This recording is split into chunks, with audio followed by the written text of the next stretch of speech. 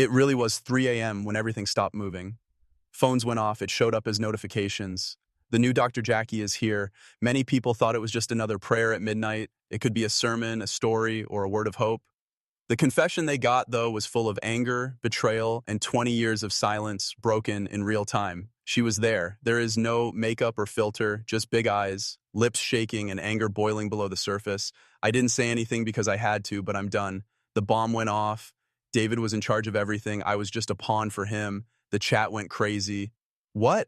I knew, Jackie. We need the bills.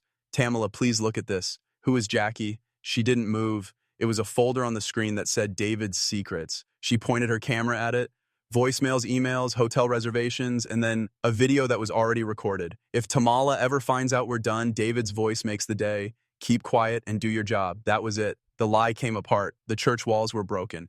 And you, Dr. Jackie, she got her voice back in front of a lot of people. The pawn turned the whole board over this time. What about David Mann? The damage that was done might never be fixed. Watch out. The story just began. It took place at precisely 3 a.m. A message woke everyone up in the middle of the night while everyone else was asleep. The new Dr. Jackie is here. Fans first thought it was one of her midnight prayers, possibly a soft devotional or a motivational message to calm people down. But everything changed as soon as that screen came on. She was sitting there in dim light without any makeup on, just raw with frizzy hair, a pale face, and red eyes from crying. But there was fire in those eyes, the kind of fire that can only happen after being burned too many times. She took a deep breath, wiped her eyes, and then said the words that stopped everyone on the internet in their tracks. I was forced to keep quiet, but I'm not going to do that anymore. Then she dropped the bomb. David Mann was in charge of this whole thing. He made use of me. I was just a piece in his sick little game. The screen stopped moving for a second. No, not really. How they feel. The live chat went dead quiet for a second before going off like a grenade. What? Jackie, what do you mean? David? King David in the Bible. Jackie wasn't done yet, though. Not even close. She wasn't weak. Her voice cracked because years of secrets were coming out all at once. Jackie told me straight out, just play the part. Act like you're not who you really are. They'll believe it. We're going to win. He told me he would give me money, fame, power in the church, and a job next to him. I fell for it.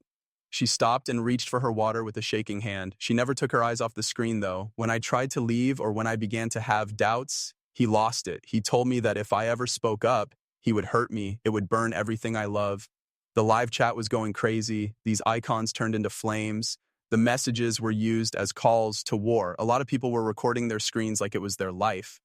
Afterwards, she moved the camera to a different screen that showed a file on her desktop called David's Secrets. It was clicked.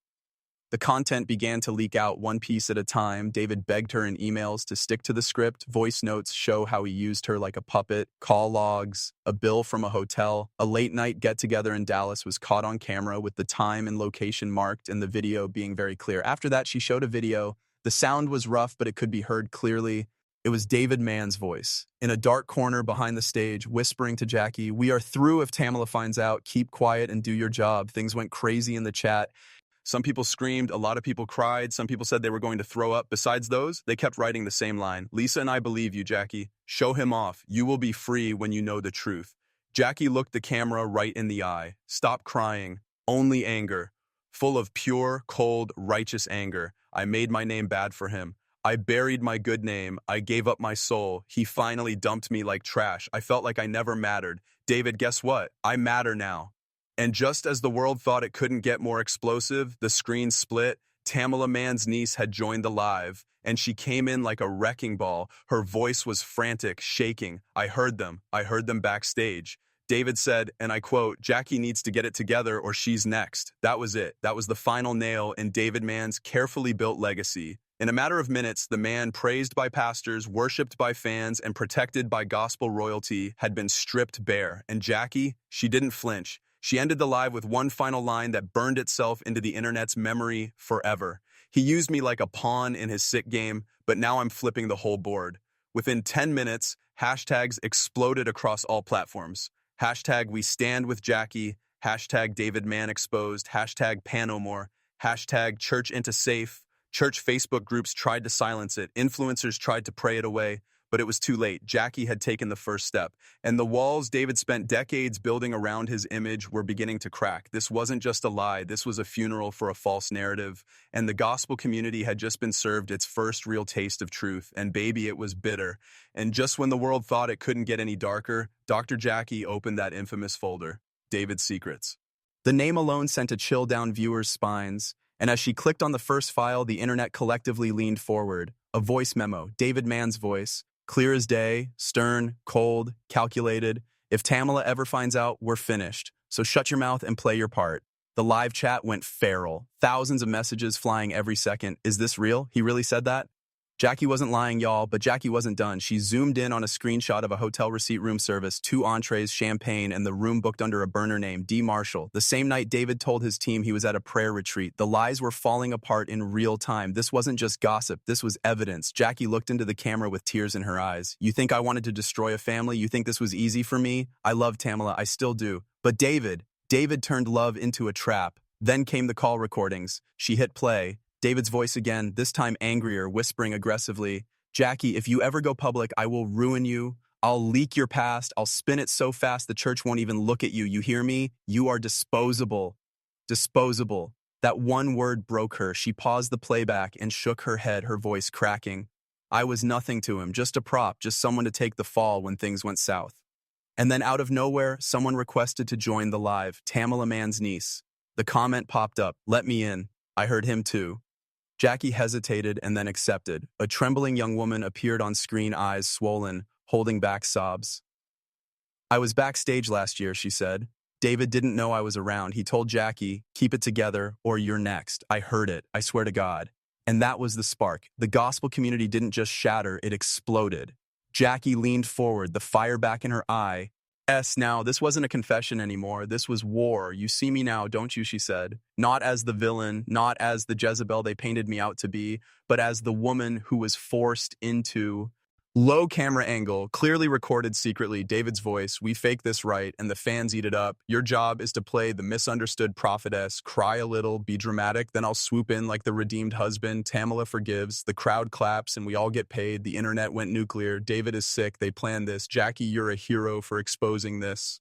Then a chilling silence. Jackie had gone quiet again. She wiped her tears and looked down. I gave up my peace for his lies. I sold my dignity so he could keep his image. But when he was done with me, he discarded me like I never mattered. She scrolled to one final screenshot, a wire transfer, $50,000 from a private label gospel investor directly to Jackie's name. But the memo line, performance bonus, PR script, 3/21. It was payment for acting, for faking pain, for feeding the public a redemption arc that never existed. And that's when the comments turned from shock to fury. So it was all scripted, they lied to the fans, church money funding their drama.